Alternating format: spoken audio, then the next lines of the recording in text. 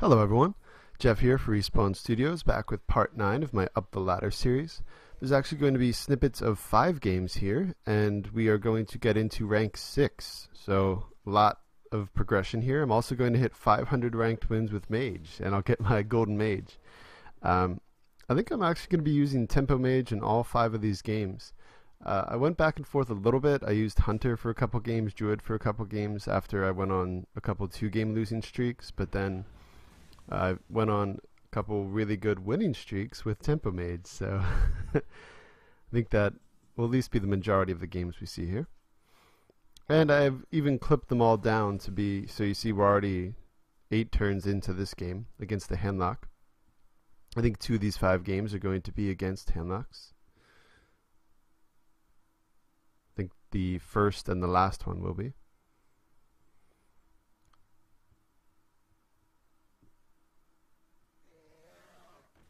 So I'm almost in dire straits here. I only have 2 Azure Drakes. But I think at this point I'd already cleared a few Giants, and you see he's getting low on cards too for a Handlock, so it's actually not too terrible. And having Lotheb out there is huge. He can't use Shadow Flame or Hellfire. Well, he could use one or the other.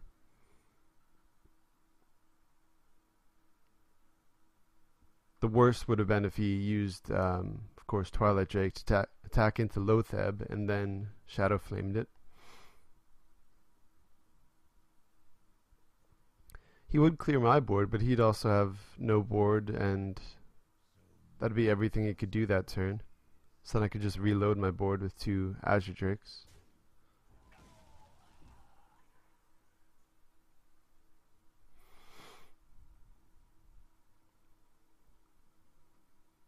So I'm pretty excited that I was able to go on these winning streaks to get up into rank 6, and also that it's coming with Tempo Mage again, which before making this series I wasn't that experienced with, but I only had 425 ranked wins with Mage as we started, and now I have like 506 or something.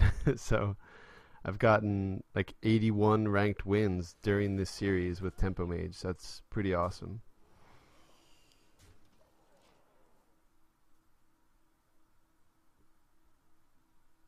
Handlock is a kind of 50-50 matchup though. If you get good cards early and you get a Lotheb, you could really shut them down and win in like 6 turns.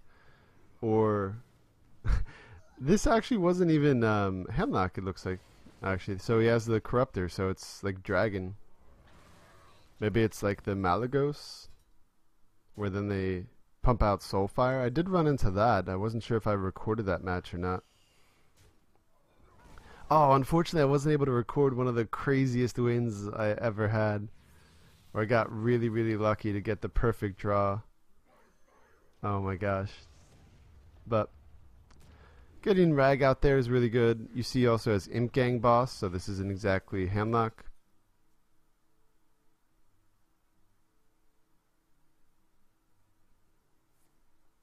This game did go pretty long though, so I'm actually going to clip it again right here. So if anyone that knows the professional Hearthstone scene, you likely know of Reynad, the head of Tempo Storm, and his comments on the unstable portal card that it has the potential to win you the game. And there we go. I got the Draconid Crusher. What is it called?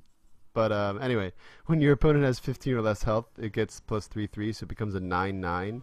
And he's already used a Siphon Soul, and often Handlocks, or this is kind of a pseudo Handlock, only run 1. So having a 9/9 out there is pretty devastating. And you see he's already into single digits of health, so there's very few potential answers here.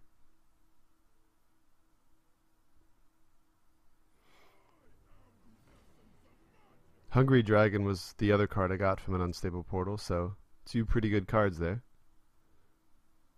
But there's the Malagos.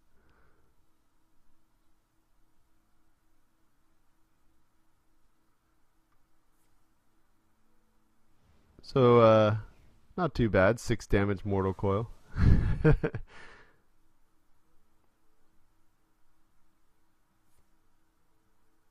Dark Bomb, okay.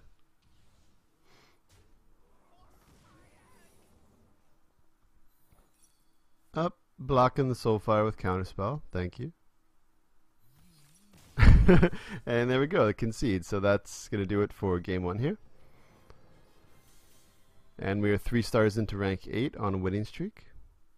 And you see we're, again, 3 stars into rank 8 here. Perfect. Can't really get a better opening hand than that. And we have the coin to start it, so we can get both mana worms out there.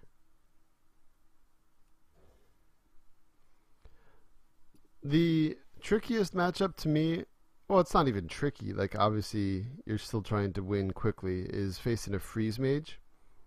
I have beaten a few, but it really depends. Like if you get a bad opening hand, you already kind of lost. You really need that early tempo to force them to use their burn cards in a way that they do not want to.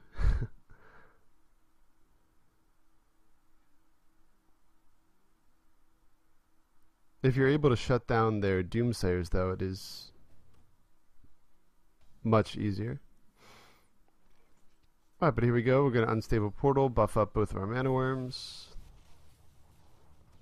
Interesting. Crazed Alchemist. We don't want to use that on a mana worm, at least yet. There's no need to.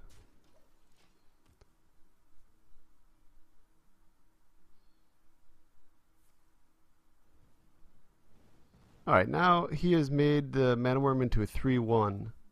And you see I don't really have anything else to play, so I'm actually going to use Crazed Alchemist to keep mana worm alive, keep that kind of board pressure going so I could still buff up the mana worm with another spell. So say Flame Cannon a Doomsayer.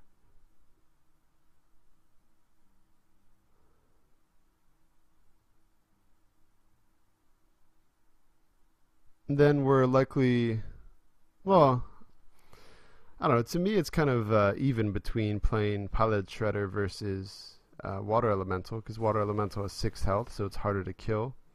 But when you do kill the Shredder, it becomes something else. So there, you have the Frost Nova and Ice Lance. So decide to go with the Water Elemental here. We also have a Fireball, which we could use, so he's going to Fireball. So this is exactly the situation I was talking about, forcing them to use their burns early. We could potentially use the Fireball and then ping to clear Doomsayer now. So the one kind of tech card I have in here, which most Tempo Mages don't, is I have the Acolyte of Pain. Sometimes it could be like a dead card if you're facing aggro. You don't want to play that on like turn 3. But in kind of slower mid-range control matchups, it's proven to be huge.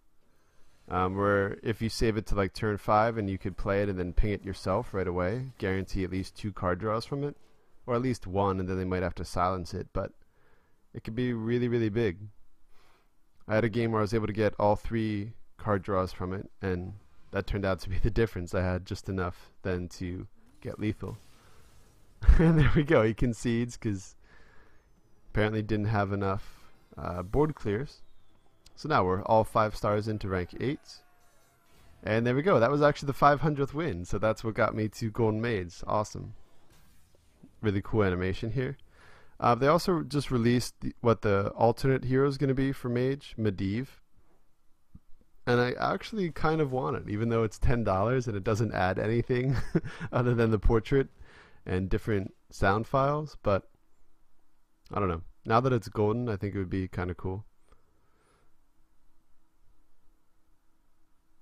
Alright, so you see we've also skipped several turns here into the Shaman matchup. This is also not your typical Shaman, as we'll see here coming up.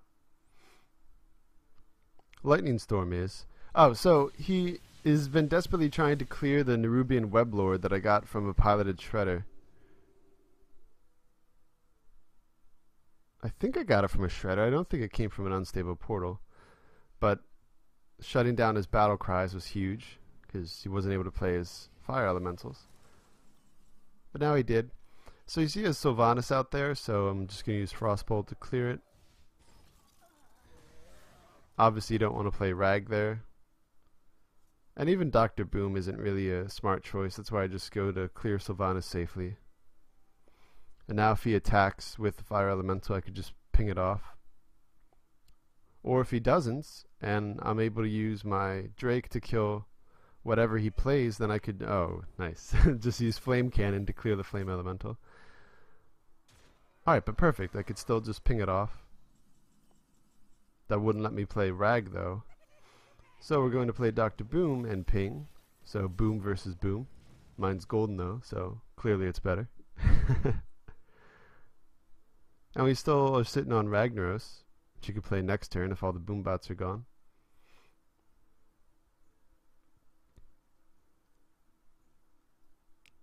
And we also have Flame Cannon, which could be good to deal with Boom.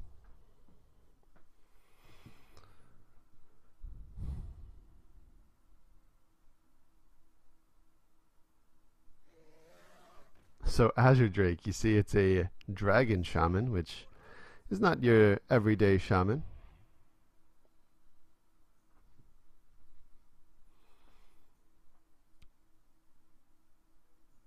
I also had, oh, it was that crazy match I was talking about that I wasn't quite recording yet because I had lost a couple, so if I won the match I wasn't even going to be back to where I had been. I had 2 Boom bots, and he had 3 minions out there. He had like, I want to say like 14 health. Or no, 13. Both Boom bots hit his face for 4, so he was down to 5. And then I think he like armored up. He was a patron warrior. So then I had a fireball and was able to ping face for the win, even though I was about to lose. It was crazy. Alright, so this isn't a perfect board, but he only has 2 cards, so I'm not really worried about it using Hex. But we got the absolutely perfect situation, where I took out the 7/7 Dr. Boom.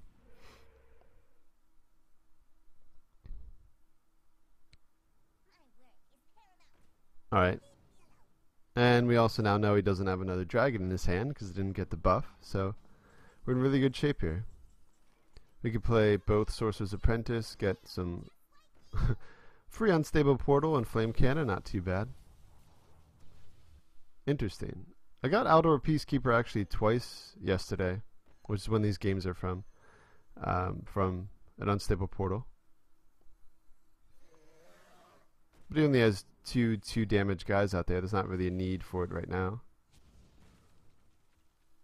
So Flame Cannon takes out one of his O2 totems, but there's a 50-50 it would have, so whatever. I decided just to play it because he's already used both of his lightning strikes. He used one really early in the game to clear 2 guys. And then we saw in the start of this clip down version he used his other one. So I'm not worried about him having any AoE right now.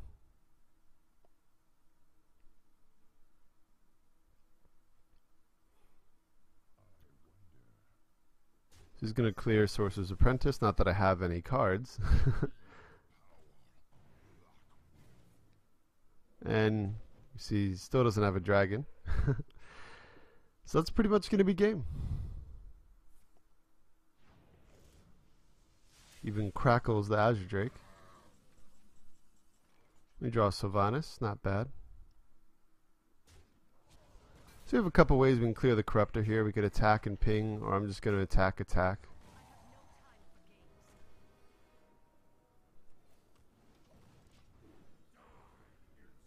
Attack ping probably made more sense than I can keep another minion on board, but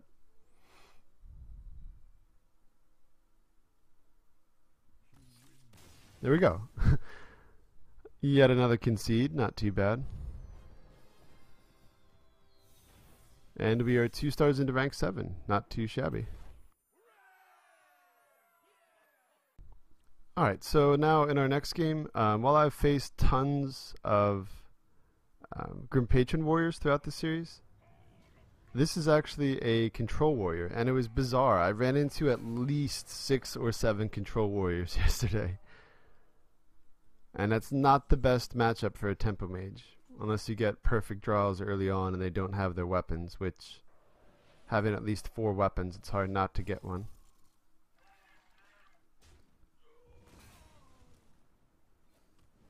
So this is what I'm talking about. Having the Acolyte of Pain and being able to ping it, it's going to be huge. So I'm sitting on the Youthful Brewmaster because there's nothing I really want to bring back into my hand. Alright, Dr. Boom. Counterspell, 1 cost spell, and he was just trying to execute my Acolyte, so I mean that is kind of big because I'll be able to ping Acolyte and get more card draws from it. I was considering for half a second before I realized what a terrible play it was to run the Acolyte into Dr. Boom, but then that would have prevented a draw, so instead I attack a Boombot. And the Boombot, I think, yeah, is even going to hit the Acolytes. There we go, all 3 card draws from it. Now I'm going to ping Dr. Boom. I want to do that first because if I attack the Boombot and it kills like it does there, I just thought it was a better order. Now, Youthful Brewmaster, I don't really have anything I would want to draw back into my hand. Well, I could draw the healer, but he only has 4 cards. I'm not really down much health at all, so I'm just going to get it out there, have some pressure, and I have a secret up.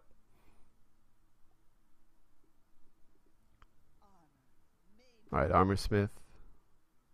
He's probably trying to just check for Mere Entity at that point. And a Shield Maiden. Alright, it's pretty typical. Here we could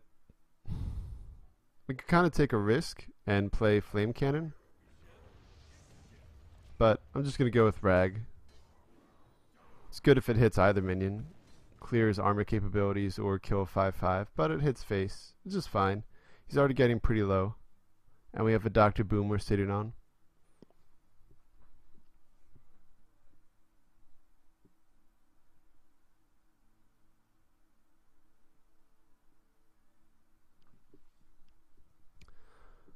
And if you've missed any of my earlier parts, I've gone on several rants about how long it takes other people to play the game.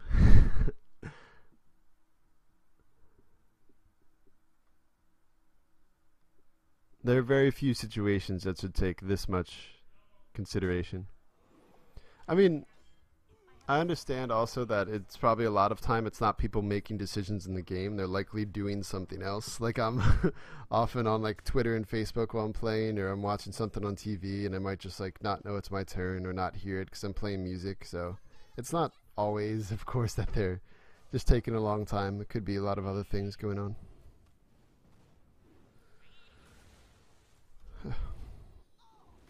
About to go see Jurassic World as well, so that should be fun.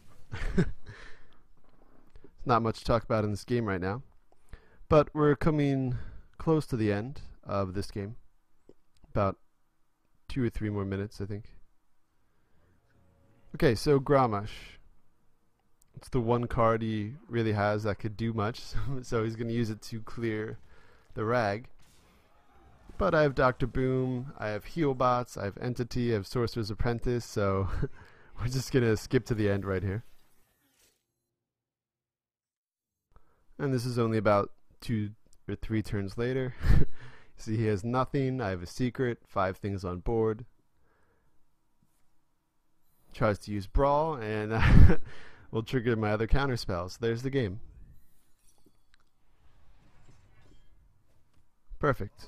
Okay, so all concedes thus far. Not too shabby. And we'll be moving into our final game. You see we are 4 stars into rank 7. On a winning streak. And this is the next game. It'll get us 1 star into rank 6, still on a winning streak.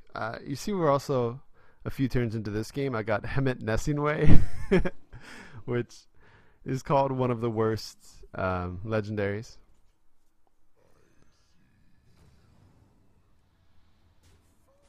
I don't know how people can say that though, and then no one has also ever played the Rock Chief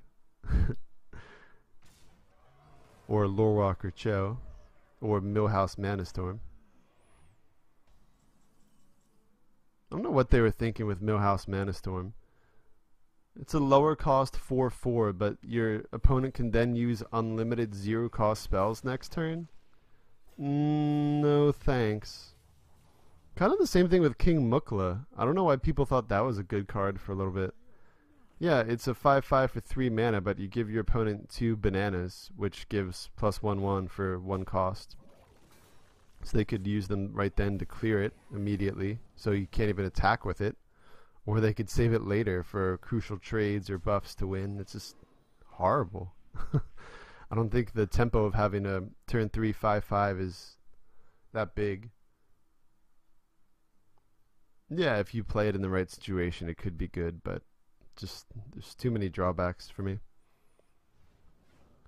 Okay, so you see we are facing a more traditional handlock here. But we've been able to live up to the name here of Tempo Mage, get a lot of things to pressure him.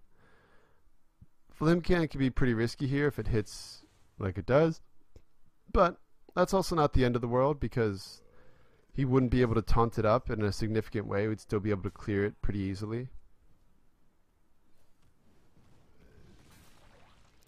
So I'm trying to trade as best I can to keep things alive here. So I've cleared his board.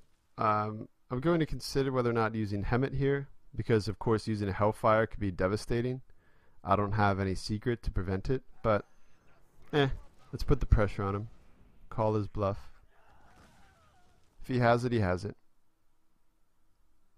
But you see, I already won the game, so I already talked about this being the win to get to rank 6. And I'm also sitting on Ragnaros for next turn. Pretty brutal.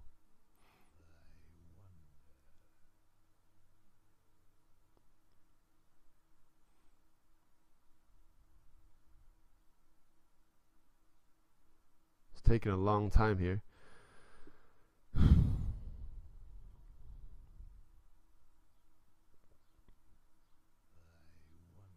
The big DreamHack Hearthstone event is going on right. Well, DreamHacks have Counter-Strike in other games as well, but has 128 players.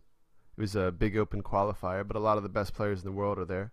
I think everyone in Team Archon is there. Though I think Amaz lost his first match, so that was kind of bad. And Saviz just took out Orange in the first round.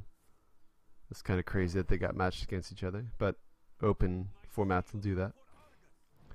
Okay, so perfect.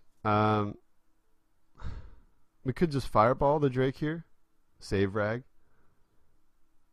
and we're actually going to do that because we have lethal. I just wanted to make that quick calculation, but we had it. Alright, so we're able to perfectly have lethal. We still could have potentially had lethal with Rag there, but we had the surefire lethal. Alright, so there we go.